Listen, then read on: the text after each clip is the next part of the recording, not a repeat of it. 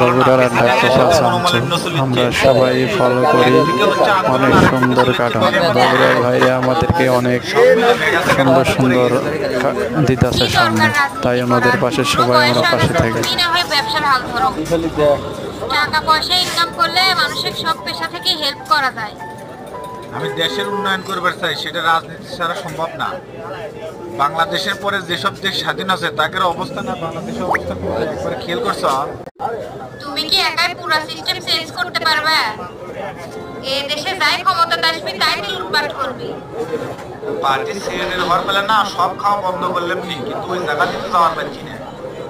ভালো মানুষের জায়গা কোথাও হয় না, আর তো রাজনীতির মাঠ।